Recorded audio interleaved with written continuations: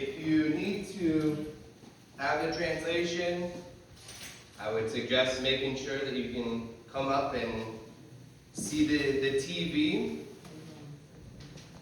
It is not a perfect translation, those of you that have seen it before, but it does a pretty good job, I think, between the notes I provide and the translation. I hope that it can make some sense to you.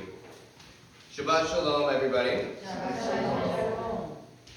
This week's portion is called Beha'alotcha. And I want to tell you right up front where we're already going to end with today's teaching. Because everything we read today circles back to one sentence from the prophet Zechariah. Not by might, nor by power, but by my Spirit, says the Lord of hosts. Hold on to that sentence. The lamps of the tabernacle, the vision of the prophet, and the words of our Messiah are all going to say the same thing, that the light and the life of God are never produced by human strength. They come only from the Spirit of God. The portion is named for its first kind of unusual word. Most people would think that the translation just means when you light the lamps. But the Hebrew word here, the root word, means to go up, to raise up. So it really directly translates more to when you cause the light to go up, to rise. And it's the same root word that we see when we come read from the Torah, the Aliyah, the going up, to rise up. And every time we come up to the Torah to read, we're living out the verb that names this portion. We're being raised toward the light. And here's what Rashi teaches about this. The priest had to hold the flame to the wick until the flame rose up on its own. Not until it kind of flickered, not until it just started, until it could stand on its own completely. And that's kind of the whole picture of discipleship. We haven't finished our work by controlling someone else's flame. We finish when we've kindled them until they can burn on their own, till they can stand on their own. And that's how our Messiah makes disciples. He raises us up until his light burns in us. And then he hands us his own title and says, "You are the light of the world." And it opens up in the portion today with the golden menorah. The 6 outer lamps, they're all turned towards the center. And the sages ask, why does this come right after the 12 tribes brought their gifts? And they say that Aaron was grieving at this point. He was grieved. He and his tribe had no part in those offerings. So God kind of consoles him. And he said, your portion is greater. The gifts they gave once, but you'll kindle the lamps forever. Their gift was a single day, a single thing. But Aaron's light endures, keeps going. And then comes a beautiful second chance. Israel keeps Passover in the wilderness. But some men are unclean. They're ritually unclean and can't take a part in this. Instead of accepting their exclusion, they come to Moses and they ask him, why should we be held back? And God doesn't rebuke them here. He gives them a brand new commandment because they ask. He gives the second Passover 1 month later for anyone unclean or far away. And that's sort of the good news that we see in the Chadasha, in the Código, that the gospel written in the Torah, it's that our Messiah is our Passover. And he throws the door open to exactly the people that the system shuts out. Then we see the cloud. When it lifts, they travel, they go. And when it settles, they stay. They only move at the mouth of the Lord, only when he tells them. And that's the hardest spiritual skill. The hardest spiritual skill isn't learning to go. It's learning to stay put, to not move, when everything in you tells you to move. And no one lived that out more perfectly than our Messiah, who said, I do nothing on my own. I do only the will of the one who sent me. He never moved ahead of the cloud. But almost as soon as they start walking, the trouble starts.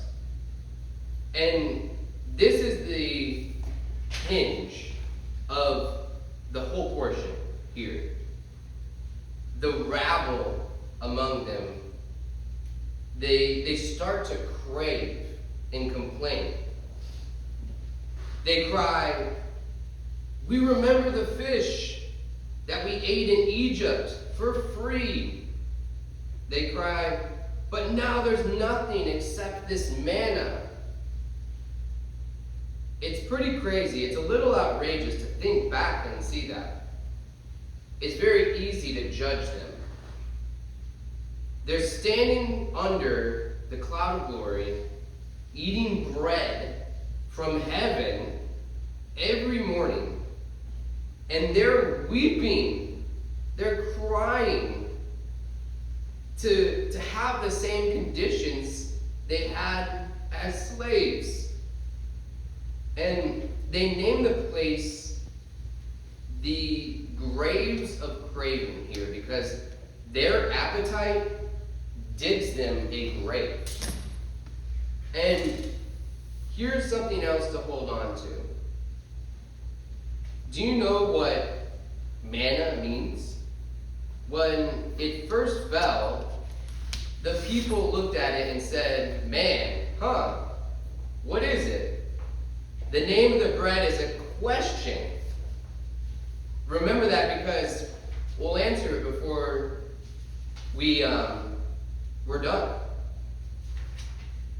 The complaining that happens here, it crushes Moses. He's so upset. And he breaks. He tells God he would rather die than carry this people alone. And God's answer isn't a punishment to him. It's help. He takes the spirit, the ruach, the spirit on Moses and places it on 70 elders. And they prophesy, they tell. And when someone says, stop them, Moses gives one of the most generous lines. He says, if only all the Lord's people were prophets, that the Lord would put his spirit on all of them. When we hear that, because we have to understand it's the hinge, what all of this relies on. Moses is longing for a day when the Spirit is poured out onto everyone. And that's exactly what our Messiah takes up and pours out.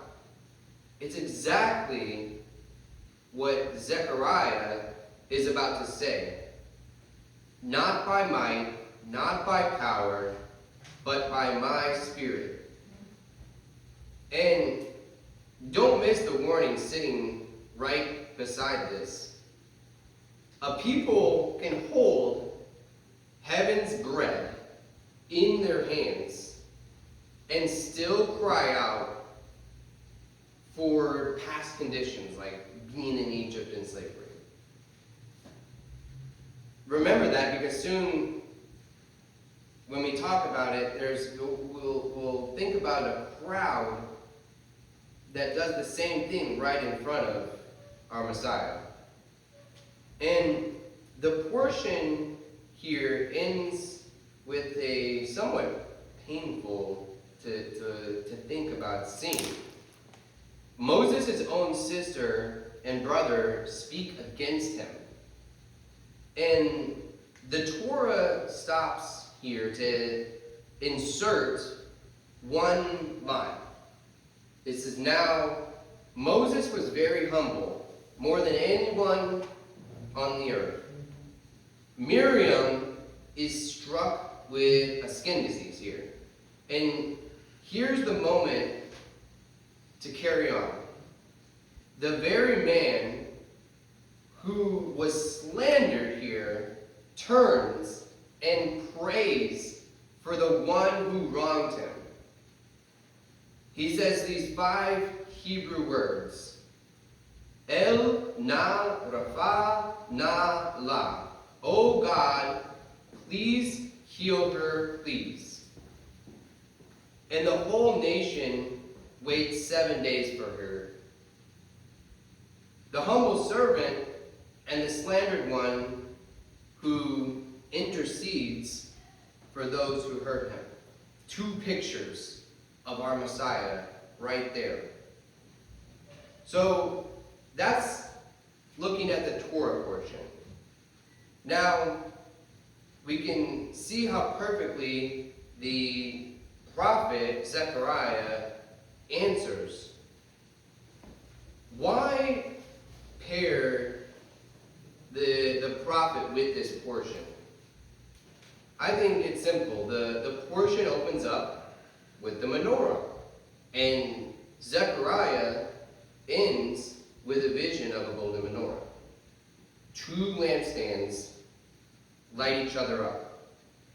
And in the middle is the jewel. Zechariah sees a high priest standing before the angel of the Lord with the accuser at his right hand to accuse him. The priest is wearing these filthy garments, these dirty, filthy rags. And God rebukes the accuser. He strips off the filthy clothes and dresses him in pure robes. And then God announces, behold, I am bringing my servant, the branch. And in the verse, it's, I will remove the iniquity of this land in a single day. Now, what was the name of the high priest here? Yehoshua. And that is the longer version of Yeshua. It's essentially the same name. They both mean the Lord is salvation.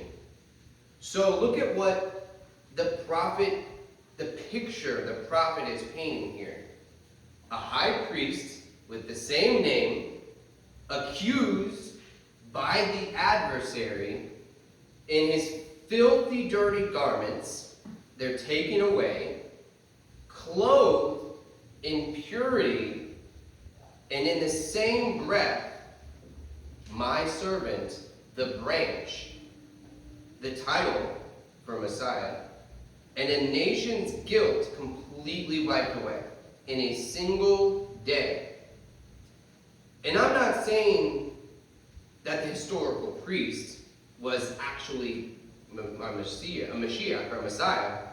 I'm saying the prophet painted him as a living portrait of what God would do in our greater high priest, who silences the accuser, takes away our sin and defilement, and himself is the branch.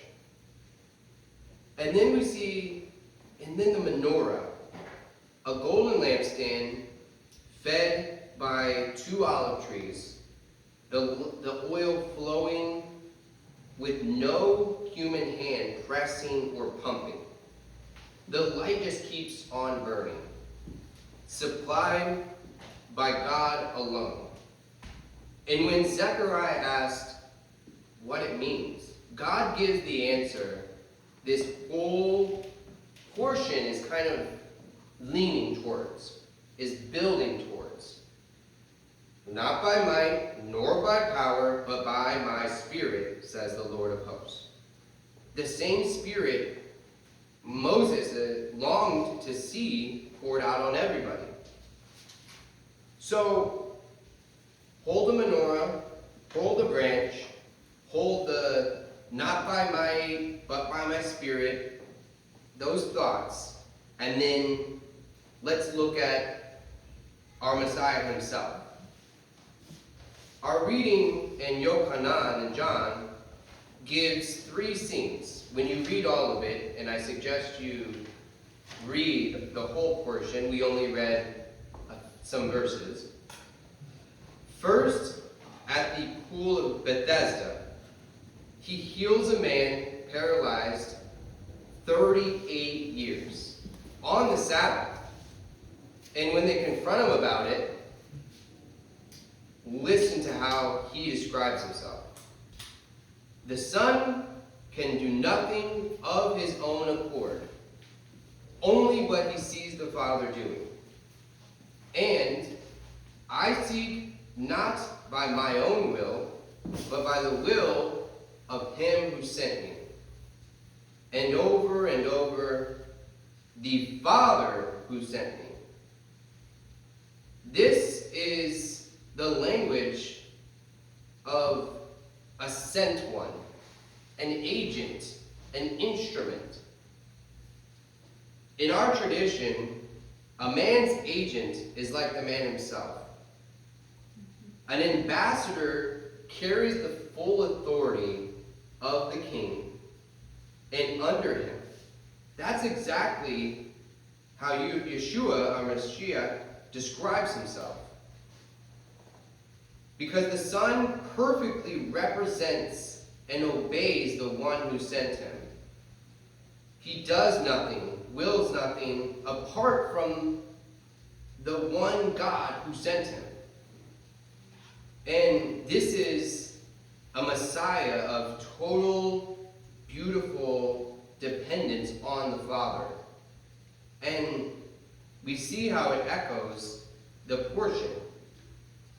Like the cloud, he moves only when the Father signals it and tells him to. Like Moses, he hears straight from God and speaks plainly. Like the center of the menorah, he turns wholly toward the Father. Secondly, And John gives us one key detail here. Yeshua feeds thousands in the wilderness from a few loaves. And it happens near the Passover. There's this Passover thread again. The crowd recognizes the prophet who is to come. And they try to grab him and make him king by force. They try to force him, but he slips away. And they want bread and a throne by might. But he's refusing that, which is word for word the lesson from Zechariah. The third scene, the next day, the crowd tracks him down and they bring up the manna. Our fathers ate the manna in the wilderness, they said. And Yeshua said the words that answer, I am the bread of life. Whoever comes to me will never hunger. So remember the bread whose name was a question? Well, here is an answer. The question that hung over the wilderness for 40 years is answered by the one standing right in front of them. But we watch the crowd, they grumble at his words, exactly like the grumbling of the nation of Israel over the manna. They're reaching for bread while the true bread of heaven stands right in front of them, and they're craving something else. And he says the line that sort of unlocks it all. It is the Spirit who gives life. The flesh is no help at all. The words I have spoken to you are spirit and life. And there it is one final time. Not flesh, not by might, the Spirit gives life. And notice, even here, as the bread come down from heaven, our Messiah says the Father gives the bread. That he was sent by the Father, and that he lives because of the Father. Even at his most exalted, at the time where they're trying to force him as king, he is the Father's gift and the Father sent one. Never a rival to the one God of Israel. But he was always perfect, obedient, our beloved Messiah. And look at what we've seen here. We started with the lamps kindled in the tabernacle, and we ended the prophet's vision with a lampstand fed by oil no human supply. Moses cried, if only the Spirit were on all God's people. Zechariah answered, not by might, but by my Spirit. And our Messiah says, it is the Spirit who gives life.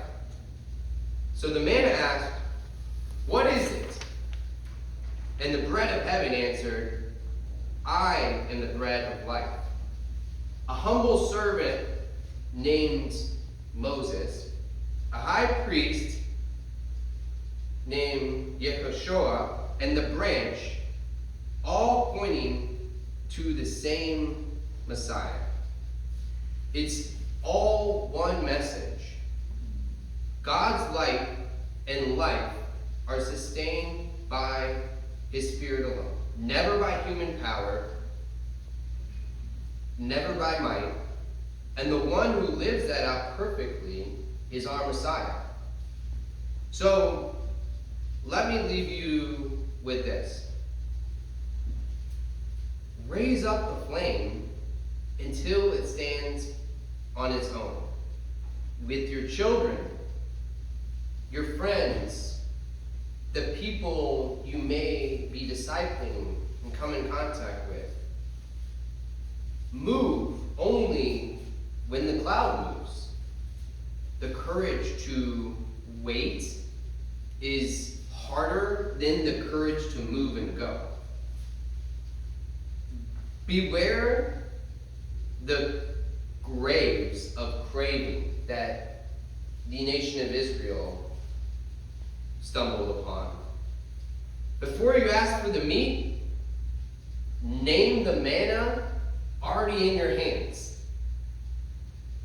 And remember, there's always a second Passover. Nobody around you and nothing in your own past is too unclean or too late. God built the second chance into the Torah and fulfilled it in our Messiah. And above all, eat the true bread. The crowds wanted full stomachs and an earthly king. But the deeper hunger is only satisfied by the one who is himself the bread of life. We started under the menorah and we ended under it. From the lamps Aaron raised to the lampstand burning on oil no hand supplied, to the bread of life, who said the Spirit is what gives life. It's been one message the entire time, from the beginning to end. Not by might, nor by power, but by my Spirit, says the Lord of hosts. So may the Spirit of the God of Israel raise up the flame in every one of us until it stands on its own. And may we walk humbly behind and in the footsteps of our Messiah, the sent one, the branch, the bread from heaven, turning ourselves wholly, like the lamps of the menorah, toward the one who sent him. Shabbat shalom, everybody. Shabbat shalom.